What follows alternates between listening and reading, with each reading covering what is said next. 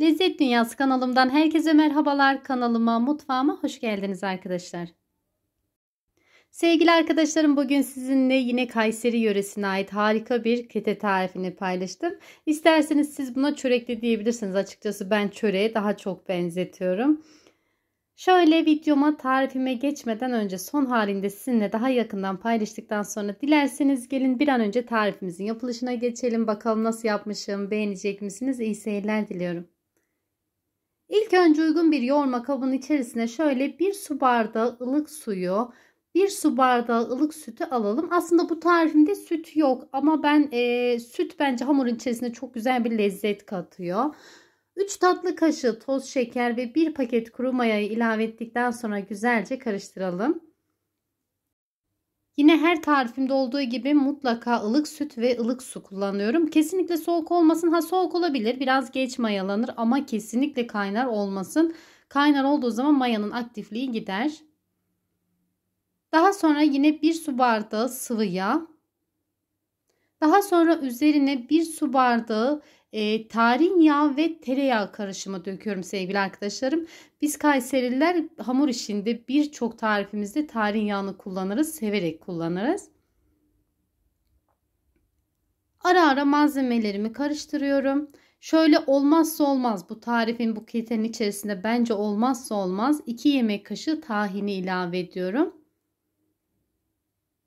1,5 tatlı kaşığı kadar da tuzu ilave ettikten sonra malzemelerimi tekrar karıştırıyorum. Sevgili arkadaşlarım, ketelerimin yüzeyine sürmek için 2 adet yumurta sarısı kullandım. Dilerseniz yumurta sarısının beyazını ise, yani sarısını yüzey için kullanıyoruz. Beyazını hamurunda kullanabilirsiniz. Hiçbir sıkıntı olmaz. Ben beyazını ayırdım ama ben yine değerlendiriyorum. Hiçbir malzememi israf etmiyorum, ziyan etmiyorum. Ben genelde mantı hamurun içerisinde değerlendiriyorum. Dediğim gibi hamurun içerisinde de kullanabilirsiniz. Daha sonra kontrollü bir şekilde unumu ilave ediyorum. Yumuşak bir hamur olması gerekiyor. Bu tarifimde 6 su bardağı un kullandım.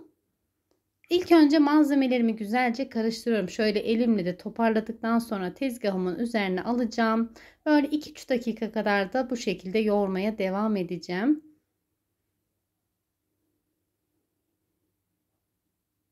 Ve şunu da hemen belirtmek istiyorum. Bakın, yoğururken dikkatinizi çekecektir. Siz eleştirmeden, siz söylemeden ben açıklamak istedim. Hamurumuz böyle pürüzlü bir hamur olacak. Hani ne deriz? Biraz pötür pötür deriz bu kıvama. Böyle yumuşacık bir hamur görüntüsü yok. Aslında hamur yumuşacık ama bakın görüntüsü bu şekilde. Bu sizi hiç korkutmasın. İçerisine fazlaca yağ kullandığımız için bu şekilde. Hamur dinlendikçe kendine gelecek. Aşama aşama dinlendireceğim. Yani ben birçok tarifimde mayalandırma işlemi yapmıyorum. Bu da aslında bir mayalandırma işlemi değil. Şöyle bir 8-10 dakika kadar dinlendiriyorum ki hamur kendine gelsin. O pötürlük birazcık gitsin.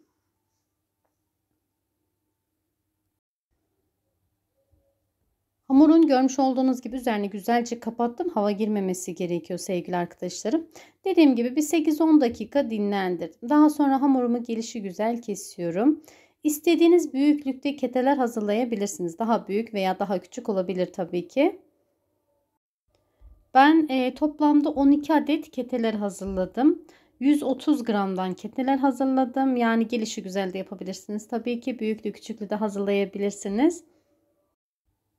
Ve bütün hamurlarımı görmüş olduğunuz gibi eşit olacak şekilde 12 tane beze yapıyorum. Burada hiç dinlendirmeye gerek görmedim. Tabi dinlendirebilirsiniz. Şöyle son bezemi de aldıktan sonra artık ketelerimin şeklini vermeye geçeceğim. Sevgili arkadaşlarım, daha önce açma kete tarifini paylaştım. Yine Kayseri yöresine ait açma kete tarifimi paylaştım. İçli isterseniz aynı tariften tabii ki içli yapabilirsiniz. İnşallah önümüzdeki günlerde, bu aralar çok yoğunum, hazırlayamadım. Önümüzdeki günlerde içli açma kete tarifini paylaşacağım. Bunda da yine biliyorum birçoğunuz istiyorsunuz. İçli tarif daha çok isteniliyor. Ama bu tarife ben içliği yakıştıramıyorum. Bence bunun içerisine biraz işte un kavurması, içerisinde yağ oluyor. Seviyorsanız şeker oluyor. Ama bu tarif, yani bu malzemelerle bence çok ağır olur. Bu tarif bence sade güzel. Zaten hamurun içerisinde oldukça malzemeli bir kete tarifi. Evet, burada da bir oklava veya merdane kullanmanıza hiç gerek yok. Sadece parmak uçlarımla görmüş olduğunuz gibi çok hafif dokunuşla çok güzel bir şekilde hamur zaten kendini bırakıyor. Hamurun kıvamı çok güzel bu arada. İstediğiniz büyüklükte yapabilirsiniz. Böyle daha incecik de yapabilirsiniz. Daha çıtır olur.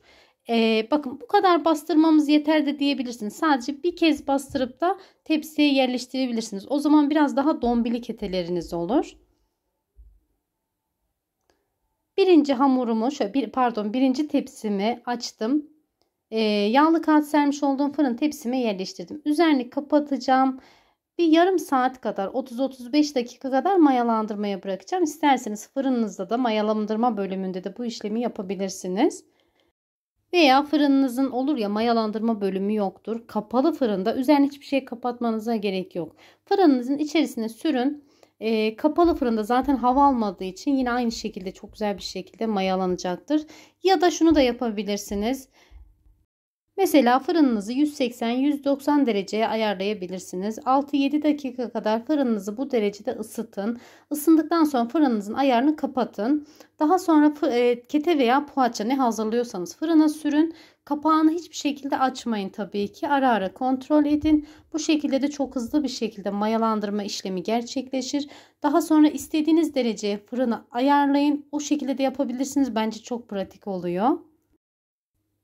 Evet, bunu da çok soran arkadaşlarım oluyordu. Özellikle açıklamak istedim sevgili arkadaşlarım. Benim birinci tepsim çok güzel bir şekilde mayalandı görmüş olduğunuz gibi. Ben iki tepsiye yüzeyine sürmek için 2 adet yumurta ayırdım. Yani yumurtanın sarısını kullanıyorum. Şöyle yumurta sarısının içerisine 1 tatlı kaşığı kadar yoğurt ilave ettim. Süt de ilave edebilirsiniz. Yani arasındaki tek fark işte süt hızlı kızartır. Hızlı kızarmasına sebep olur. Yoğurtlu yaparsanız biraz daha yüzeyi geç kızarır. Bence hiçbir farkı yok. İkisi de olabilir.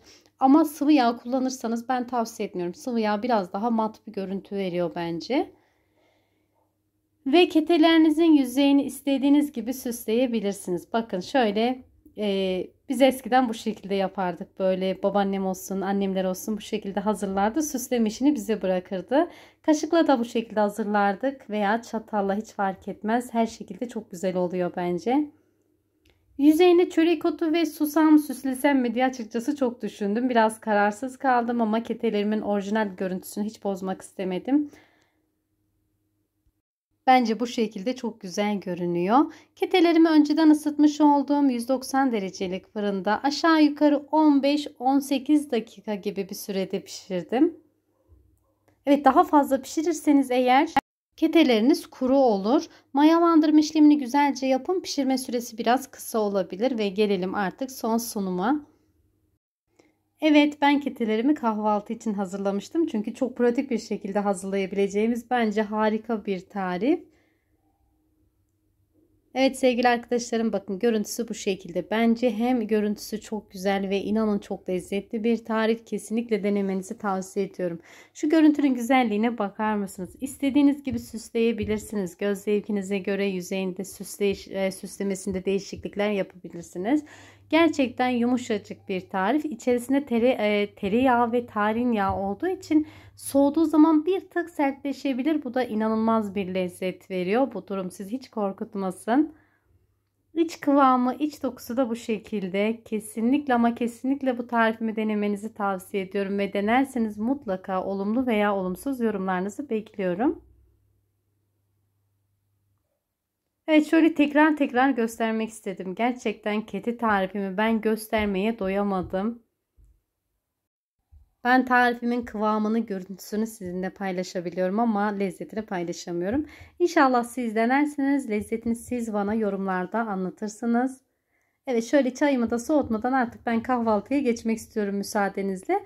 Bugünlük de benden bu kadar. Tarifimi, videomu izlediğiniz için hepinize çok teşekkür ediyorum.